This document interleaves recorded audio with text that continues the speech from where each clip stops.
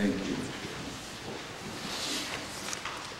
And guests, violinists and violists and cellists, thank you.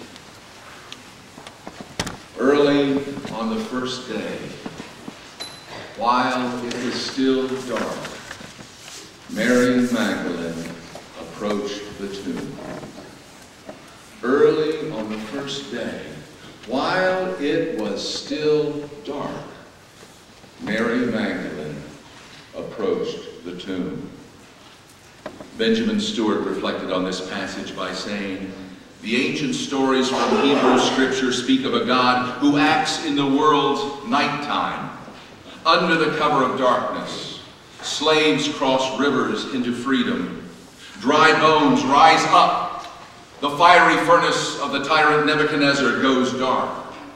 And long before any human eyes have opened, a blue-green world is given light and a sheltering home of air, land, sea, and sky, which are filled with grateful creatures of every shape and kind.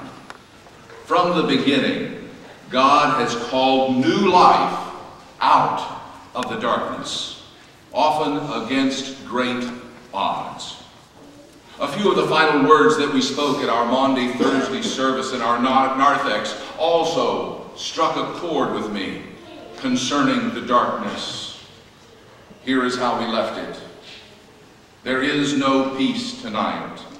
The Son of God is restless, anxious to be on his way.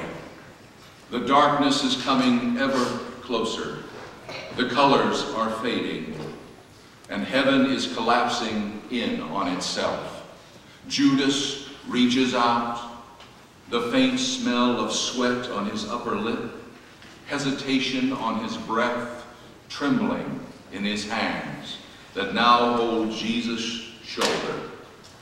And the moment heaven implodes, the deal is done, the end joined, the collapsing of the light, the tearing of heaven, the breaking of love with a kiss of betrayal. It is done. There is no going back." During our times of distress, we ask ourselves, is there a way forward from this darkness? Reverend David Lewicki says that when we are in the darkness, there is a pall over the morning. As this story begins in John's Gospel, it is dark. It is still dark where we wake up today. Beautiful, beloved children of God, awake this morning in rooms where no light will break through. Morning brings no solace. It's still dark. You know this. You have felt this. Your dear ones suffer from sickness that has no cure. Your own relationships are fragile to the point of breaking. Old hurts, personal, cultural, have not healed. Not far from the dark room where you slept, fellow human beings are hungry and enslaved. Do we need to say more? It is still dark. Mary Magdalene came to the tomb in that night. She'd come to anoint Jesus' body. She'd come after the Jewish Shabbat, discovering that Jesus wasn't there. What was her way forward? That is why this particular story, after all these years, still matters. Mary Magdalene came to the tomb of Jesus while it was still dark. The broken body of her friend had been pushed hastily into the tomb 2 days previous. There had been no time to prepare his corpse before Shabbat, before Sabbath. Mary arrived in the dark. The Gospels don't agree on all the details of Easter morning, but one fact is consistent across all of the stories. Mary was there. Mary from the Galilean town of Migdal was one of Jesus' disciples. In Luke 8:2, she is described as a woman who had 7 demons cast out of her, a liberation that led her to follow Jesus. We don't know how it was that Mary, nor any of his female disciples, came to be an independent woman traveling with Jesus. But with this company of women and men who befriended Jesus and sat at his feet to learn about the realm of God, she is free. Jesus honors men and women. They are equals. They are family. Raymond Brown, the late great scholar of John, writes, "In this gospel where light and darkness play such a role, darkness lasts until someone believes in the risen Christ. Therefore, no darkness, no heartbreak, no grief, no injustice can long stand where the risen Christ is proclaimed. Jesus Christ is the light of the world. The light shines through and in darkness, and the darkness must not, nay, will not, nay, cannot overcome the light." That's what brings me to the following story.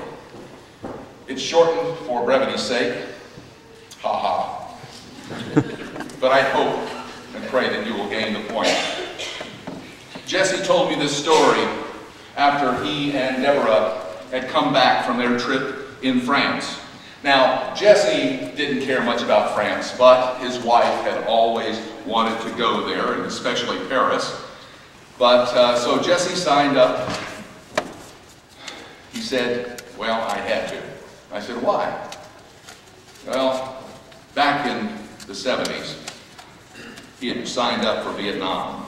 Nobody signed up for Vietnam. They signed up for the military. But he was sent. And as he tells it, he'd come home from that war pretty messed up.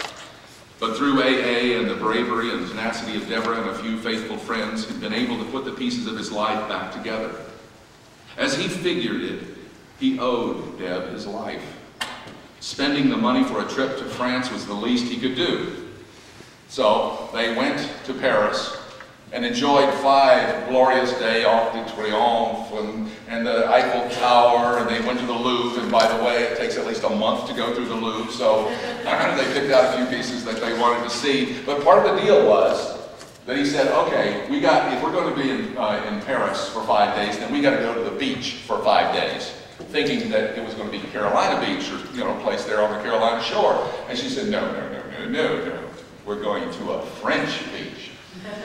So they looked through all the brochures, and they found this lovely little village that evidently wasn't too touristy, and relatively inexpensive, called Collioure.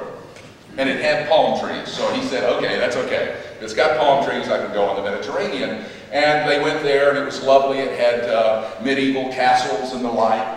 And they were touring through for a couple of days, and they stopped in this little restaurant called Kim An.